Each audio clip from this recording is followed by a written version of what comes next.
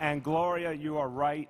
Big changes are coming here to Hope Gardens. Yes. And the people who live here in Hope Gardens deserve those big changes, deserve a better life, and that's what we are here to announce today. Yes. And I want to thank you for the leadership that you've provided for the residents here. And I want to thank the residents. There's residents here from Hope Gardens. There's residents here from Campos in Manhattan, from Ocean Bay in Queens. Those residents can tell you what has already happened for them, the changes that they have already experienced, and these are the same changes that are going to be here soon at Hope Gardens. So this is a day that there's really some hope coming for the people of Hope Gardens. Let's thank Gloria. Thank you. Thank you.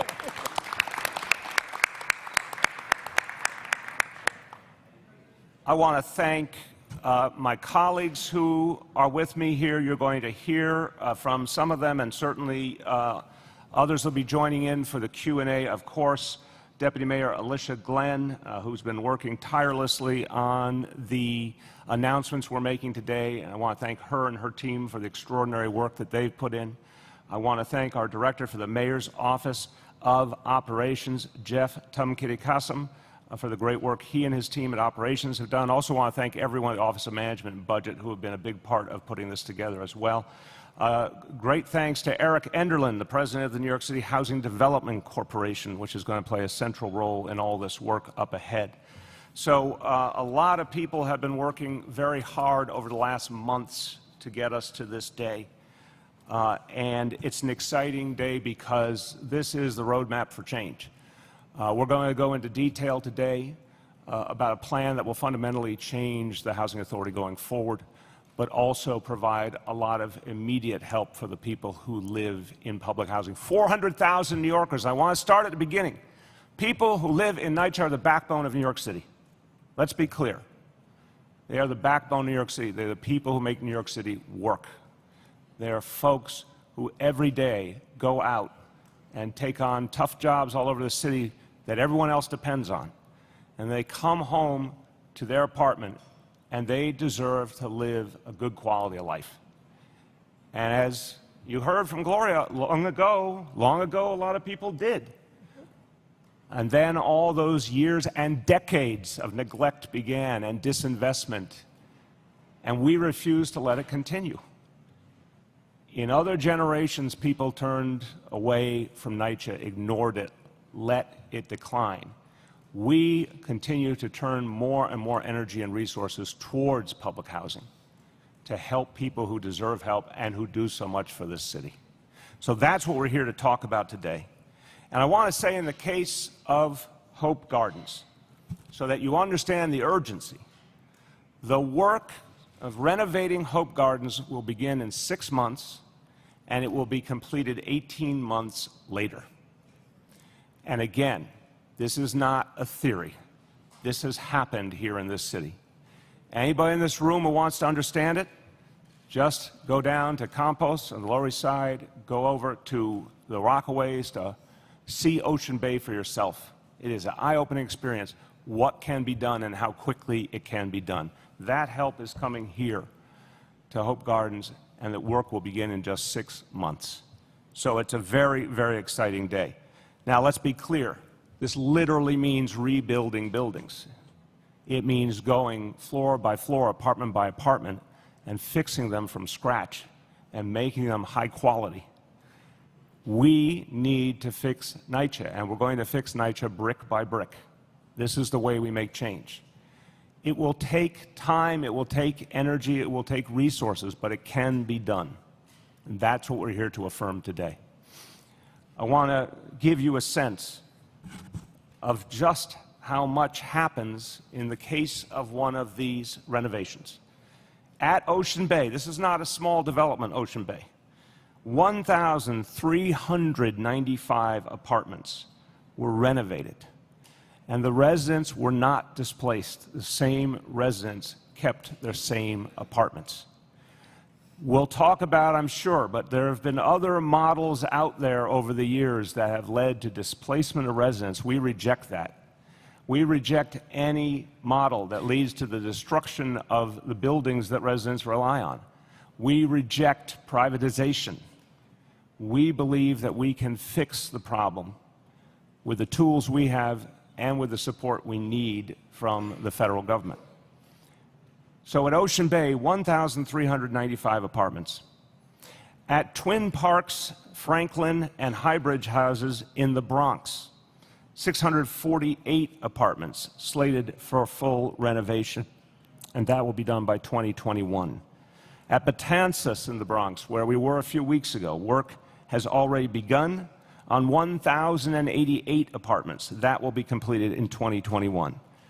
Now again, this work keeps rolling, so an apartment gets fixed, the resident gets to go back in, and the work continues in other parts of the building. So people will start to benefit very quickly. I have to be clear that all of this is being done through the leadership of our team, both at City Hall and, of course, at NYCHA, and I want to thank the leaders of NYCHA who have put an extraordinary amount of energy into coming up with new strategies and solutions and making them take hold quickly.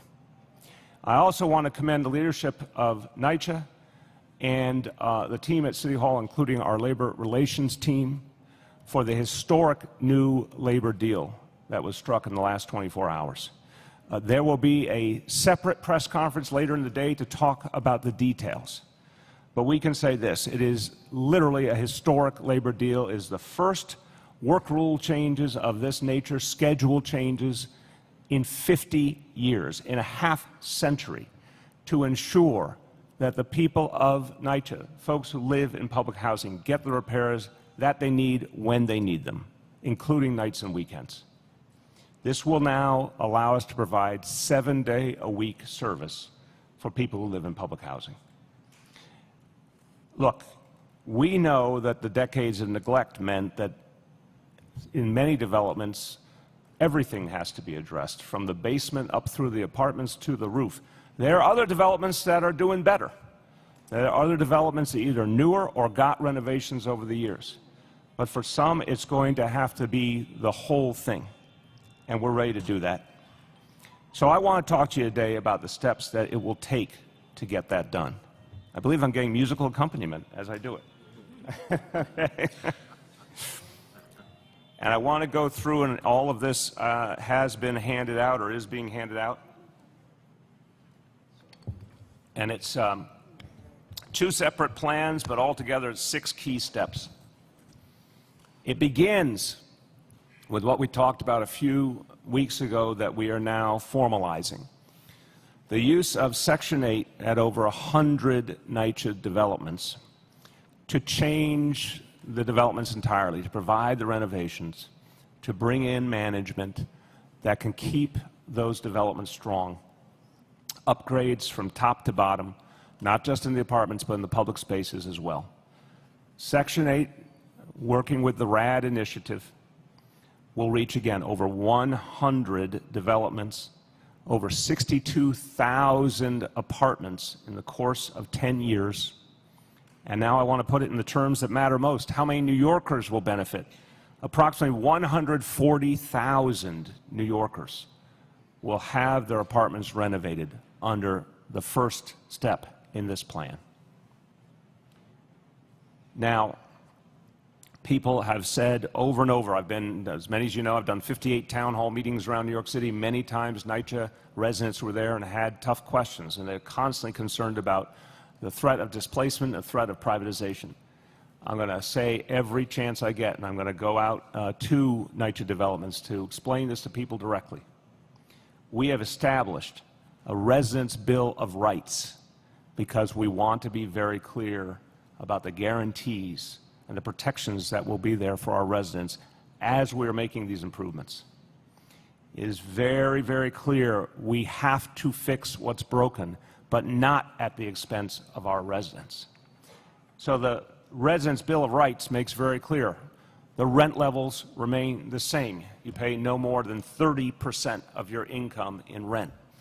The succession rights within a family remain the same. The resident associations representing the residents continue. Public ownership continues, public control. it's crucial to understand that those are the ways that we protect the needs of our residents going forward. We will not allow privatization. This is not privatization. This is reform so residents can live better.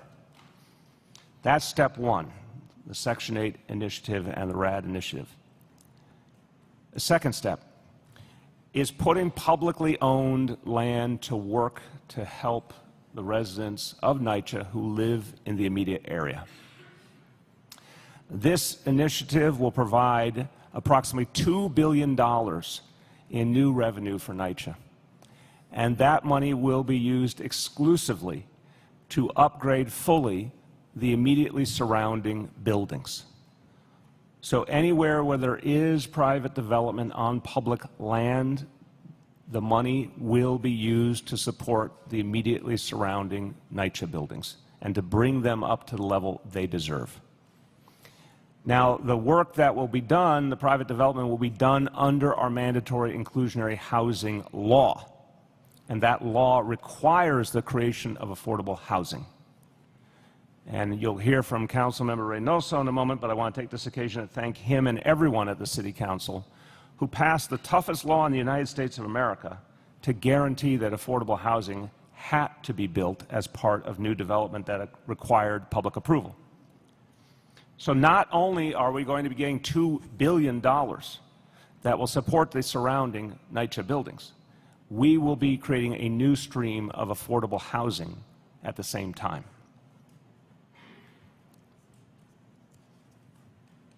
This initiative will start quickly. It will provide the kind of affordability we need, both in terms of protecting NYCHA units, the #1 source of affordable housing in New York City, but also creating those new affordable apartments. The money that will be provided, the revenue that we will achieve through this development initiative, will allow us to fully renovate 10,000 apartments in public housing, which will reach approximately 25,000 more NYCHA residents. That's step two. Step three is to transfer air rights. And I will not get into the intricacies, and I don't pretend to be an expert on the topic of air rights, but I can say it this simply. This is an untapped resource. It's an unseen resource. It's been talked about for decades. It's time to do something about it.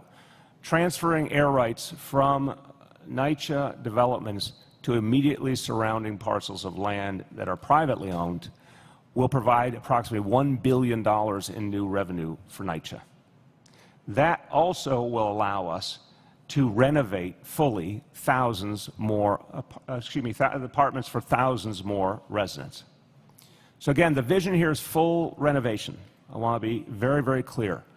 Just like we're talking about with Section 8 and RAD, you come into a building and address all the outstanding issues in that building.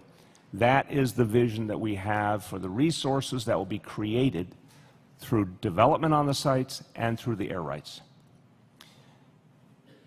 When you add it all up, this will focus resources on the developments that need help the most. And I want to emphasize that. The plan here is to focus on the developments that are the oldest, that have the biggest problems, that have the greatest needs.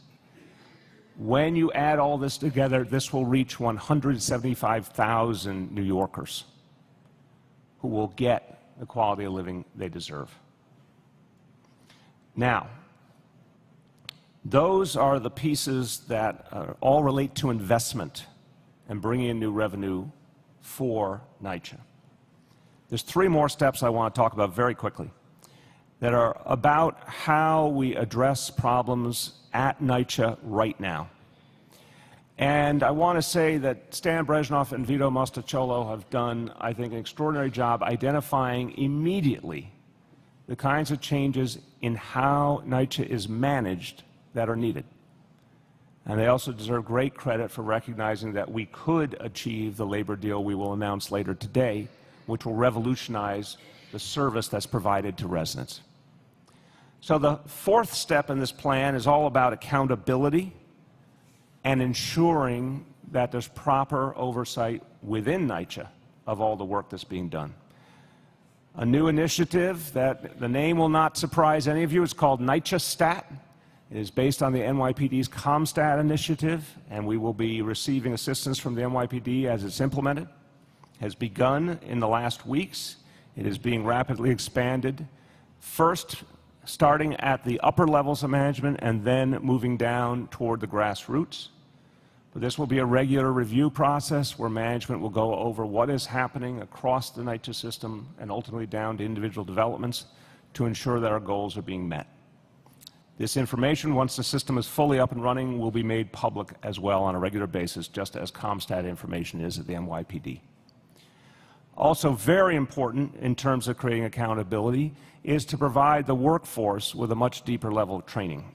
Stan and Vito have recognized, as they've done their full review of NYCHA, a lot of our workforce needed to be given the kind of training that will allow them to be more effective for the conditions we face today. So there's going to be a full-scale training initiative for the workforce of NYCHA. That's step 4. Step 5, I'll give you a flavor of, but it has many, many elements, but it's all about fixing real problems now. The big investments are coming, and they're going to solve a lot of the problems for the long term, but a lot of developments obviously need help right now, and it's our goal to get help to where it's needed as quickly as possible. Let's talk about heat. Already we've seen, if you compare this year to just a year ago, the number of outages is going down, thank God. The amount of time that buildings have heat out is going down. At this moment, after 2 months of the heat season, the average heat outage has gone down consistently, and our goal by the end of next year is to ensure that any outage that occurs in NYCHA, that the average will only be 12 hours for repairing it. So it will basically be same-day service. We've got a lot of work to do, and it's going to take more work. And we obviously want to get at the underlying problem through new investment, to get the brand new boilers and the things that will stop the heat outages to begin with. But while we're addressing the problems we still face, our goal is to get to an average of 12 hours. If the heat ever goes out, it's back on the same day.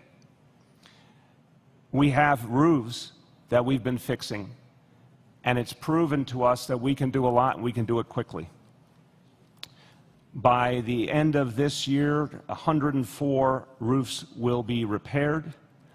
Starting next year, we will work at a pace of 100 roofs a year. And when you repair the roof, you address the mold problem, you address the leak problem.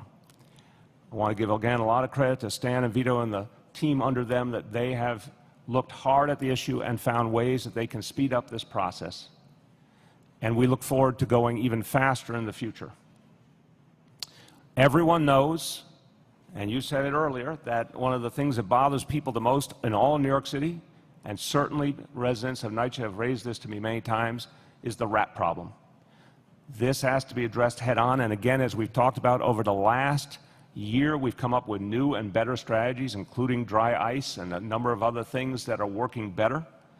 So this plan has a goal of reducing the rat population in NYCHA by 50% over the next 2 years, and then going farther, so that people will see fewer and fewer rats. We look forward to the day there are none, but we're going to start with a big set of changes to knock down this problem as much as possible in the next 2 years. That's step 5. And the last one I want to talk about is about getting fast, immediate help to residents for the kind of repairs that can be done quickly. And I've talked to a lot of residents who tell me there's so many things that frustrate them, but this is one of the things that frustrates them the most. The things that could be fixed quickly that they wait for the answers. Just this last weekend, we did a weekend repair blitz. It was very, very successful. We are going to make that a normal feature. We're going to be doing that twice a month all over the city, picking out different developments that need immediate help and sending in a repair blitz team on the weekend when residents are around. It'll be easier to schedule a time in the apartments, but also focusing the attention on an individual development at a time to try and catch up on a bunch of repairs that apartments need. And we will be creating a group of rapid response teams under the title NYCHA Cares to go out and be able to bring specialized talent to address specific problems in apartments on a rapid basis. All of these pieces will be starting immediately. And in the end, this is what people who live in public housing deserve. They deserve better, and it's our job to give them something better. I've said many times, our goal is to be the fairest big city in America. That means for everyone. That means for folks in public housing. That means for folks who are the backbone of the city, who don't get paid enough, but who work very, very hard and deserve a good quality of life. And that's what this plan will achieve. I want to say a few words in Spanish to summarize. Estamos anunciando los próximos pasos para arreglar a NYCHA. Estamos usando el valor de terrenos públicos y derechos de uso aéreo para renovar hogares de casi la mitad de los residentes de NYCHA. Vamos a hacerlo de manera rápida, justa y permanente, y el dinero recaudado se queda en la comunidad. I want to just hit that last point in English again, too. The money that we receive through development, through air rights, through Section 8 and RAD, that money stays in the community where people need the help and support. The money stays in the immediate community. With that, I want to turn to the chair and CEO of NYCHA, Stan Brezhnev. I want to note that, as has been true at so many other press conferences, our general manager, Vito Mastacciolo, would be here, except he is dealing with a family health emergency. Otherwise, he would be here, but he will certainly be with us in the coming days to address the details in to a much greater extent. With that, I want to turn to Chair and CEO of NYCHA, Stan Brezhnev. Thank you, Mr. Mayor. I feel a little naked without Vito on my... That's right. Thank you, as I said, Mr. Mayor, and thank you to Hope residents, especially our very warm host, Gloria Estrada, Madam President. Just a month ago, you and I were together, Mr. Mayor, for an exciting announcement, our plan to transform 62,000 apartments home to more than a third of NYCHA residents through the expansion of the federal Section 8 conversion programs here at NYCHA, and the $13 billion it will generate for building and apartment renovations. That's just phase one of the plan we are unveiling further to today. With NYCHA 2.0, we have a new comprehensive plan for the next 10 years that builds on the work of next-gen NYCHA and focuses on the best way to bring major and much-needed improvement for residents. We all know the background, the decline in funding over the last couple of decades that has taken about $3 billion away from NYCHA. We know that our buildings are old. They're getting older every day, and that we have $32 billion in major repair needs. Those are the realities, but we need to focus, even while recognizing those realities and finding ways to make the capital investments for the major improvements that the mayor has alluded to. We have to keep in mind the imperative to do immediate things, to provide fixes in the homes of our tenants now and in the shorter term as well. And today we're talking about things that can make that happen. The mayor has talked about the use of new construction derived funds and the transfer of air rights. These new programs will deliver about $3 billion in repairs and improvements for more than 10,000 NYCHA families. That's new kitchens and bathrooms and elevators and boilers. Along with the anticipated government funding, altogether, our NYCHA 2.0 strategies will enable the authority to address nearly $24 billion in major repair needs over the next decade.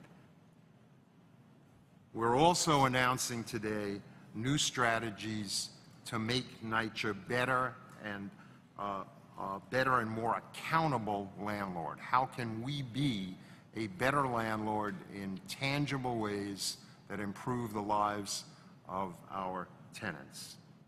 That means tackling at least 5 key areas that impact resident quality of life: elevators, heat, pests, lead, mold.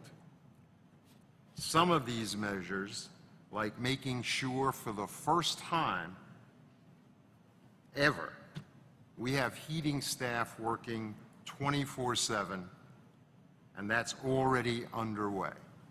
The first time ever, heating repair staff is available on a 24/7 basis, and that started on Sunday, December 9th. Other strategies, such as replacing NYCHA's 400 worst elevators, that's underway, but it will take more time. The bottom line is this: we have an aggressive new plan to improve resident quality of life and protect the future of public housing in New York. That's a commitment we're not going to walk away from. Now, echoing the mayor, we've talked a lot today about what NYCHA 2.0 is, but as he has noted, I want to take a moment to say what NYCHA 2.0 is not. NYCHA is not selling any of its land. This is not privatization. We know that across the country, other cities have abandoned public housing. That's not happening in New York City. We remain 100% committed to public housing out of the belief that it is a vital resource for New Yorkers. And I want to thank the mayor for his unprecedented support. No mayor in this city's history, and I've been around to see a lot of that mayoral history, has committed more resources to NYCHA than Mayor Bill de Blasio. And we're going to put those resources to use to do a better job in taking care of tenants and families in NYCHA. Amen. Thank you very much, Stan. I want to turn now to Councilmember Antonio Reynoso, and I believe your district is literally across the street, I think. No, it's right here. Okay. We're in it now. Okay. I want to say you've been a real champion for residents of public housing. It's been obviously passionate for you, and one of the things that you've been particularly passionate about is getting the resources needed so we can actually turn things around. So I want to thank you for that advocacy, which you and I have talked about. I know it's a priority for you, and it's one of the reasons that we're doing all this is that leaders like you have stepped up at the local level to say this can be done and needs to be done. Councilmember Antonio Reynoso. So first I want to say thank you, Mayor de Blasio, for being here in Hope Gardens. This is a center, this center is in my district. This is the border. We call it South Central, Bushwick. So everything south of Central is what I represent. So I have the privilege of working alongside President Estrada and also President Chase from Palmetto Gardens that's behind us, the senior building down the block on Palmetto. And I get countless calls from both of them about the needs and the support that they need related to NYCHA, mostly repairs. And it really is difficult to be an elected official or a council member and feel helpless in being able to support the residents of NYCHA. It truly is a problem. Outside of showing up, I can't turn on their heat. I can't get rid of the rats. I only have so much discretionary capital funding to be able to help with things that like parks and so forth.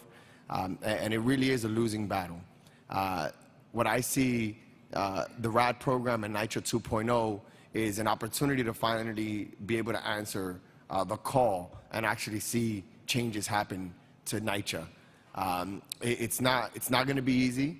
To a lot of the details we're going to have discussions about, but this is this administration saying, we're going to step up and we're going to do something about this. And it's going to be, again, it's going to be complicated, but this is what needs to happen for us to see an effective change. And I do want to say, this is an opportunity, and I tell you this, Mayor, to be as selfish as possible when it comes to taking care of the residents of NYCHA.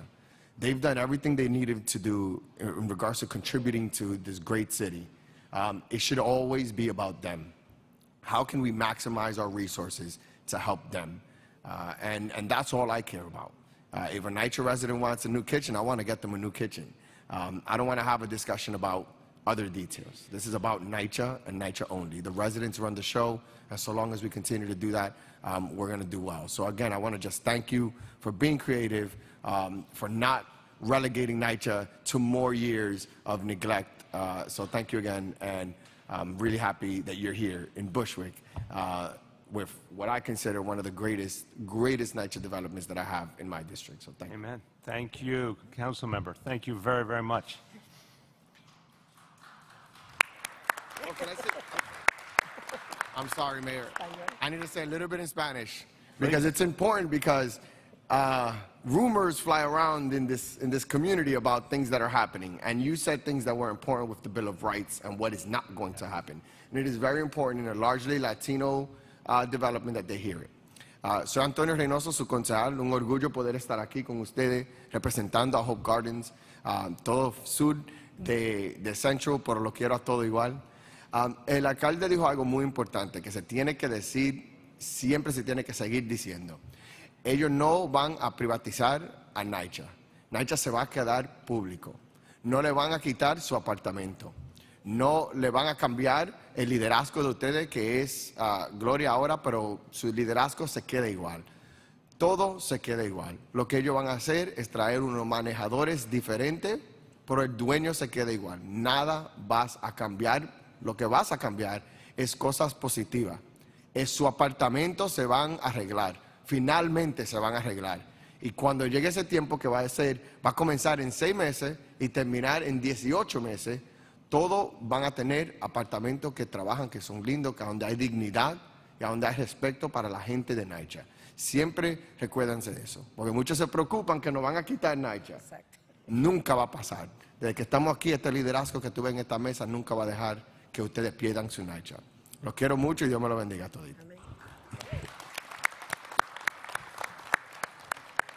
Concejal, perfectamente claro. Gracias, muchísimas gracias. That was good. Thank you, and I want you everywhere you go, Council Member, and everyone here, to keep repeating that message, because people need to hear it. They deserve to hear how this is going to work and how we can make it work for them.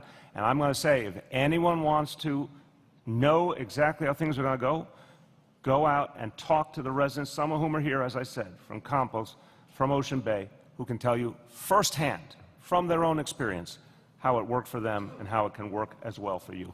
So thank you so much. I got one more speaker, and I'm excited to introduce him because he is, in one way, my fellow mayor. He is known as the mayor of Chelsea in Manhattan. He is the president of the Fulton Houses Resident Association. Another thing I want to say, Miguel, I really honor about you is you and I have another thing in common, which is we both were Little League coaches. And that's about as good as it gets in life, to be a Little League coach in baseball. But Miguel, you've been a strong voice for residents for a long time. And I think it's very important for people to hear your perspective on the changes that are needed in Fulton Houses and what this will mean for you. My pleasure to introduce Miguel Acevedo. Thank you, Mr. Mayor, and thank you for having me here today. What I want to reach out to is the residents, and I want them to understand from the conversations I had with NYCHA in the mayor's office, NYCHA is not for sale.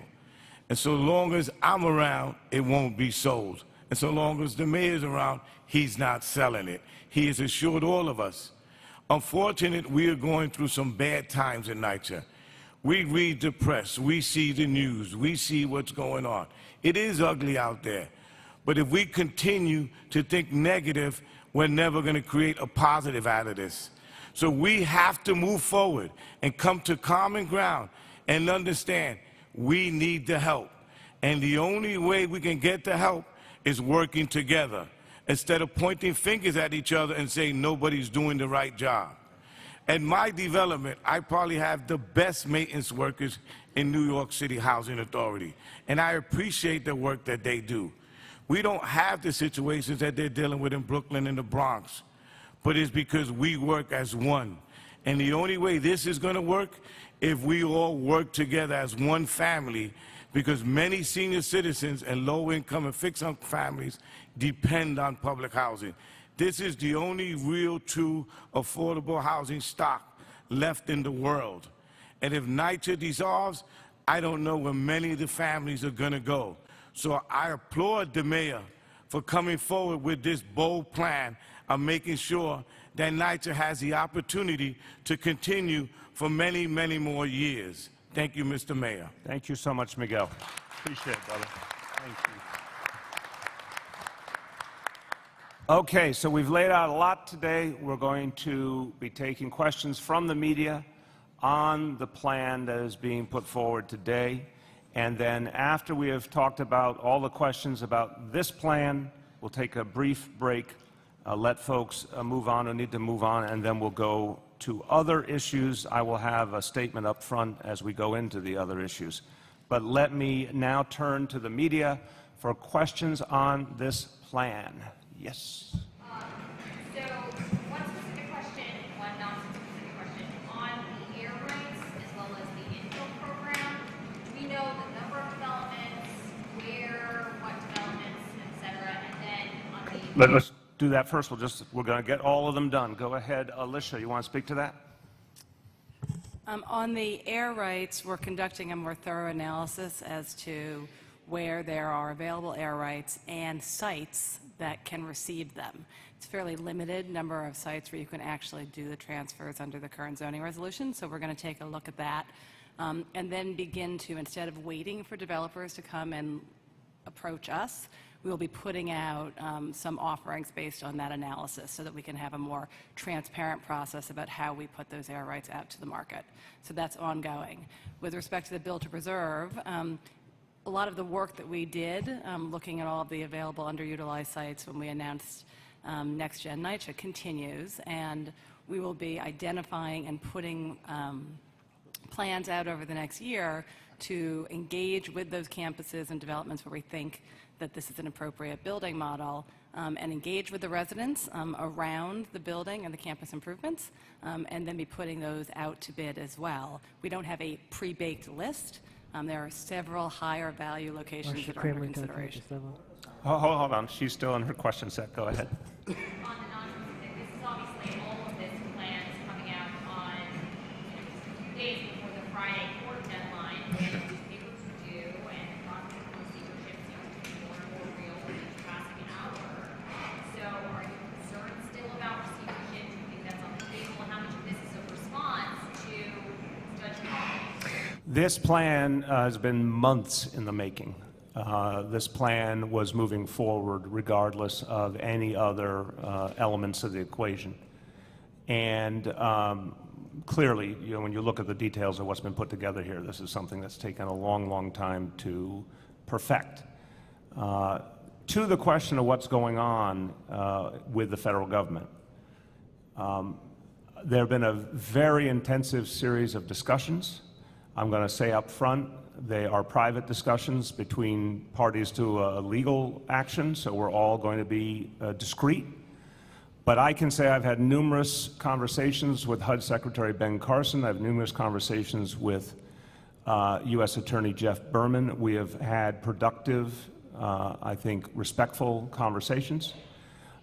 We are, at this moment, working on a common statement to Judge Pauley. And that's all I can say on the details at this moment. I think the best way to answer is to say that although we understand in the court process that's always a possibility, and we understand the federal government always has the opportunity to do that administratively, everyone is talking, and again, we look forward to having some kind of common statement for Judge Pauley. We won't guarantee it till it's there, but that's what the discussion is right now. I've made my views on receivership very clearly known, that I think it would take us backward, not forward. Okay, you had a question? Yeah, so you identified potentially $2 billion that you can generate from infill development. You said that there are a series of locations that would be more likely than others. What are those more likely locations? Well, first of all, I just want to clarify one thing. It's not that we will be raising $2 billion per se. The proceeds that are generated from the lease payments will be applied to about $2 billion worth of repairs. So it's not the dollars, it's the amount of repairs, a percentage of the P&A that we hope to address through this. The key here is that we want to identify locations where we can raise desperately needed resources for the developments that need the work. And so there is a relationship, obviously, between some of the areas where we have property where we can get higher responses from the marketplace. And that the beauty of that then, and one of the shifts in policy that we've been very, very clear about, is that the purpose of going out and building those new buildings is to raise revenue in order to address the repairs at that development. There will now be a complete correlation between those two things, and that is a shift in policy. Sure. Where? Again, I'm not going to give you specifics. We're in conversations with the planning department at NYCHA. We've been looking at various sites. And again, we know where our property is not a mystery. But we do not have right now a specific schedule of development sites that we'll be putting out, but we will be moving forward in 2019 with at least one or two of those sites. There were conversations with Manhattan Borough President's Office about converting Harborview infill development from 100% affordable to the 70-30 project. Is that one of the sites that you're slating for a 70-30 project? Those conversations are ongoing, and no final decision has been made about that. Go ahead. One, do any of these infill projects go through a uniform, process? And two, in the original NYCHA plan, you had more affordable housing in the market. Can you just talk about how and why you could have shifted the ratio on that over time? Yeah, I want to start, and I'll pass to Alicia after. Look, with every passing month, we have understood more and more not only how great the need is at NYCHA, but what kind of tools we could bring to bear. Remember, we went through, just in the last months, the process of reassessing the capital need, and you saw that it went much higher. That is part of what led me, certainly, to believe that we had to focus on maximizing revenue, and we had to focus on it benefiting the immediate surrounding buildings. I think that in the past, there were a number of things missing when it came to talking about development on a NYCHA land site, and things that really caused people real concern and legitimate frustration. What we're saying here is we've clarified our goals. Number one goal is to get resources that will help entirely fix the surrounding buildings. So basically the equivalent of what we're talking about with RAD and Section 8, to do that with the resources that we would get from development. Also that we want to maximize the amount of resources, but we're going to use the mandatory inclusionary housing model, which therefore guarantees a substantial amount of affordable housing at the same time.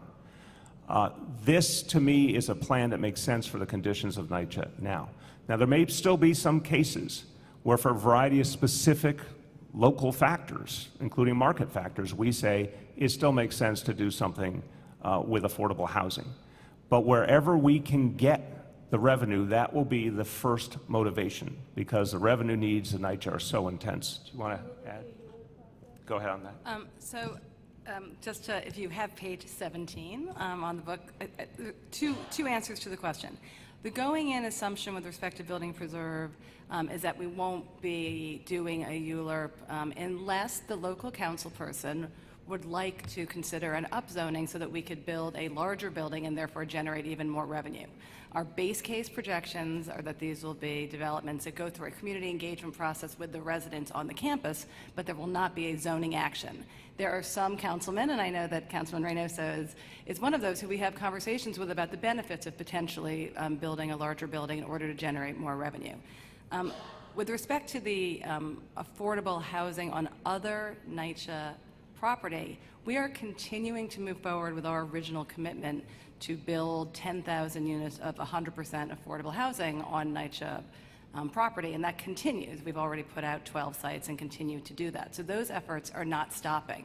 I want to be very clear that those commitments to continuing to build senior housing, 100% affordable, have not been impacted by this decision. Okay, great. Last June, you had a press conference, or you were attended a press conference with Metro IAF to announce $500 million. The idea of that was senior housing. Senior housing, right. How does that fit in with your plan, and also what's going on with that since we're now in December? Right. That continues. So to the point the deputy mayor just made, we've got a lot of pieces moving simultaneous here. That clearly was part of our broader affordable housing vision, which has expanded greatly from 200,000 apartments to 300,000 apartments.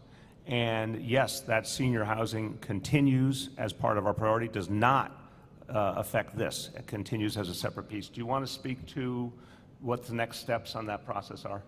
Yeah, I mean, we are continuing to put out sites specifically for 100% affordable senior housing, and with the recent announcement by the governor to allocate some incremental resources, some of their state tax credits, we will be able to accelerate the number of low-income senior buildings that we put out to bid. So those two processes are moving in tandem together. One is not cannibalizing the other. What's the total amount of property that you have to Oh, there are, I'll have to get back with you. I don't think there's an exact count, but there are many, many lots and underutilized open spaces across the NYCHA portfolio. I mean, in the thousands. And I want to speak to this point because it's a common sense one that people deserve to hear. Where there is underutilized land, we're trying to have a positive impact on the surrounding buildings. People would say, well, wait, you know, we want to make sure that, for example, we want to protect our playgrounds. We want to protect the things that are on the adjoining land. I agree. In fact, there is land that is entirely unutilized, and there's land that could be utilized better while still protecting all the things that are provided to people now, playgrounds being an obvious example. So we factor that into the equation. Monica? Mayor, so we're surrounded by people who right now are hurting. Viviana has a baby distressing at night looking into rocks. Miss Fox over there needs stove. And right behind her, Ramona says she has security issues at her development. What can you tell me direct, especially with threats on how to handle the NYCHA crisis? We have tried, Monica, every step along the way to get help to the people who live in public housing. And again, I always say, trust people according to, one, do they claim responsibility, and two, do they put their money where their mouth is? Now, you've been at a lot of press conferences I've been at. You might want to go back and check how many press conferences my predecessor mayors went to about NYCHA. You might be surprised to see that they did not, in my opinion, take the responsibility they needed to while they could have, and they certainly didn't make the investments they needed to, nor did the federal or state government. This is the first time in a long time the city of New York is saying, we want to do everything in our power to help. We're going to put a huge amount of resources in. We're engaging the federal government constantly and at the very highest levels. And I mentioned Secretary Carson, I mentioned the U.S. Attorney. I also want to really thank Senator Chuck Schumer, who's been deeply involved in the process, helping as well, because we look forward to the day where there's going to be a lot more federal resources, and I personally look forward especially to the day when he's the Senate Majority Leader, which I think will be very important for NYCHA. So here's my answer to you. I know we have been trying from the very first day of this administration to improve the lives of the people who live in public housing. We're going to keep doing that. To the folks here who have any kind of problem, we want to hear about it right now after this press conference, and we want to get to work. We've had other gatherings where residents have come up and raised their concerns and raised their problems. And I know Vito Mosticciolo couldn't be with us right now because of his family situation, but a lot of residents will tell you they told him about a problem and there was a team out there the same day or the next day to address it. That's the kind of leadership we have now. We're going to keep doing that. Yes? I think it's on page 19. You claim the plan will fill 75% of the budget gap in NYCHA. Right. This is a capital budget. Right. All the money's delivered over 10 years. The 5-year repair bill is $32 billion. By year 10, it grows to 40. What gives you any faith you can somehow magically reduce NYCHA's expected repair bill years down the road?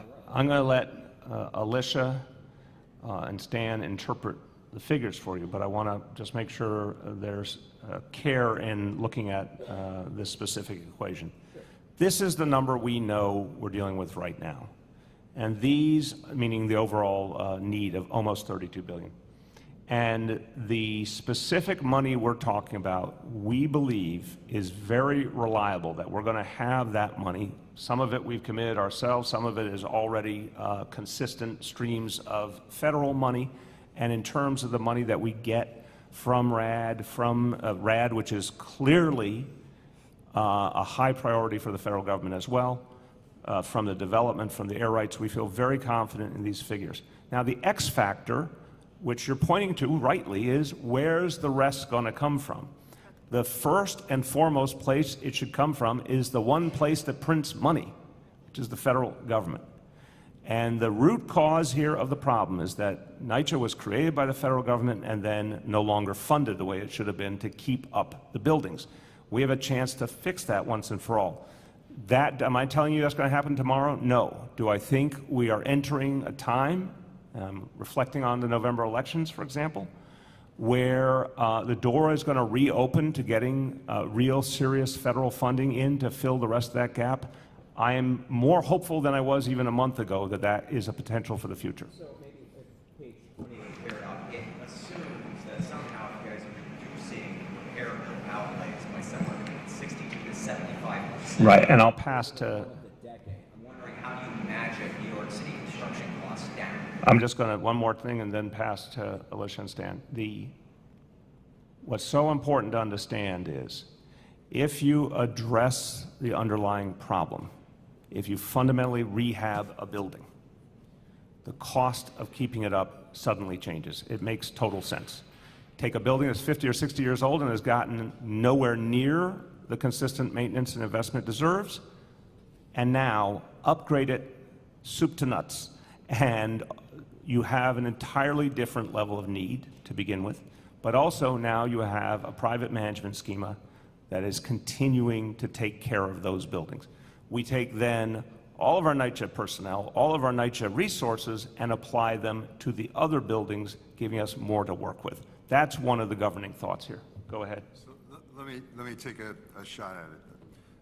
The P&A, the $32 billion, is a 5-year picture of what would be needed in that 5-year period to get to a state of good repair. Revenue streams are over 10 years. The 10-year repair bill is No, I get the question. Because what we are applying to that 5-year picture, that's a picture, is a 10-year strategy and funding to address those issues. We then analyze what, investing the dollars that we have over the 10-year period with two different estimates of continuing deterioration, and that becomes the gap. The money we're investing against that 5-year picture over 10 years, assuming certain rates of deterioration, leave a certain gap depending on what rate of deterioration you postulate. That's all that is. We're taking a 10-year approach to what is a 5-year picture, right? That's... But my understanding is that NYCHA is still spending down its current capital budget, and that how would you get $32 billion out the door in a decade? Is that even possible? No, I think that there are a number of elements that go into meeting the $32 billion, and one of the principal elements, for example, is RAD. Okay.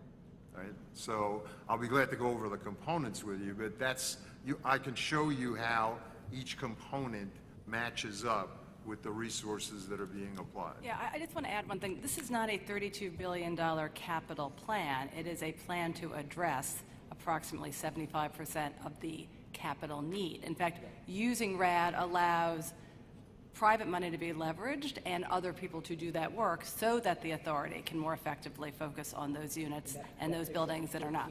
$13 billion. To me, the question is, like, if you have 10 years of money, you hope to generate $23 billion over 10 years, and if your 10-year repair bill is $41 billion, how have you managed $9 billion repair points? I want to try and bring I'm not the expert they are, but I want to bring some common sense to this. Hold on. You're basically guessing you can Wait. I don't agree with that assumption. We're modeling them, and in fact, we're being intellectually honest by acknowledging the fact that there's a deterioration rate and a range of construction cost increases that you have to take into account. We could have just said it's what it is, but we're acknowledging that there is an environment of construction costs that we cannot control. We Okay. can control the deterioration rate. Listen, let me clarify this, because there's an underlying point. If we had a specific pool of money, a resource that could get us to the full 32 billion, and we said we want a reserve fund beyond that, et cetera, we would happily be presenting it. We're trying to be honest that this is what we can account for. The rest should be accounted for above our level, especially at the federal government. And this is the truth, but thank God, $24 billion is a huge amount of money. Thank God with $24 billion we can fix the most pressing needs.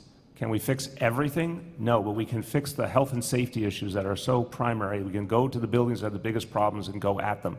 This is why it's important. If someone's looking for perfection, it's not here. But it's also a point that's saying we have all the skin in the game in the world, and it allows us to show the federal government that we're doing everything in our power. And by the way, the new labor deal as well is important. Doing everything in our power to fix what has been a decades-old problem and to encourage the federal government to come in with the resources they have. All right, let me go back around. When thinking about the cost of all of this, the biggest chunk obviously is the RAD program. I know at the press conference last time we talked about how HUD would have to get back to approve every single development. We did meet with the secretary last week. I know you can't get into what you talked about in terms of the settlement agreement, but as for HUD, did we express an interest in scaling this program up, the RAD program up to this level? Again, while respecting the sanctity of a private conversation, I'm going to make a broad statement, and you should reach out to Secretary Carson's team for their response. I believe that Secretary Carson and HUD believe deeply in the RAD program and understand it has tremendous potential in New York City. Of course, there's going to still be an approval process you have to go through. That's normal. But I think it is an area they're focusing on a lot. Sally? Conversations we've been having with states about the 550 million or so that they're. I spoke to Governor Cuomo over the weekend. All the pieces interrelate, as clearly the state had previously said they were waiting to act on the resolution of the legal case. Again, I think the governor wants to be helpful. We're going to work closely together. We need to first and immediately address the situation leading up to the end of this week with the other federal partners. Yeah, I'm not going to speak for him. You can ask him, but I'm saying we're in dialogue. First step is to address the immediate federal situation. I think one of the numbers that's kind of important here is the contribution that you guys get every single year. Yep. Is that you're essentially relying on it stays the same. Yes. Change. I think you would agree that this year was phenomenal, and it's gone down year after year after year. For whatever reason, it went up this year. So this is an unusual number for participation. Are you taking it, or is this kind of led some spending here? I think you're right about the history, but I would also say I'm not sure that this most recent budget was an aberration because I think a lot is changing.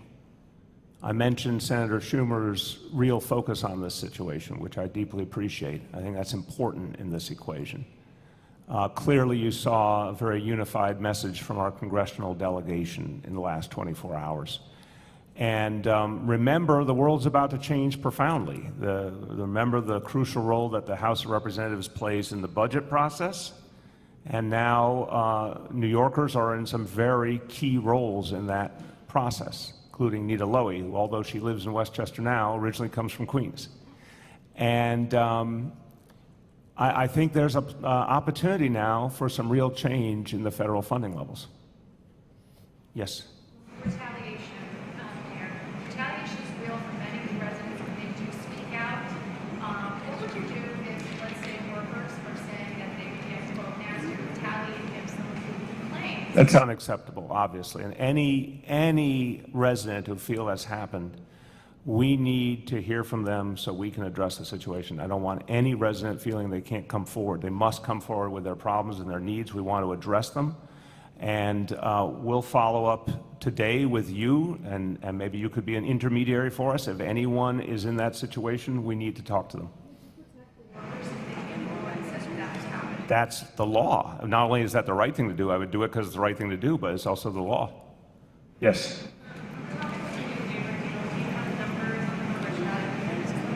We will go over all the details at the press conference later on today. I think it's scheduled for 2 o'clock. Is that right, Eric?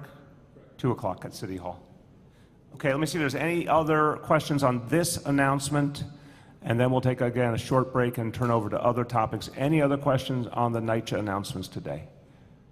Okay, let's take a quick break. Thank you, everyone.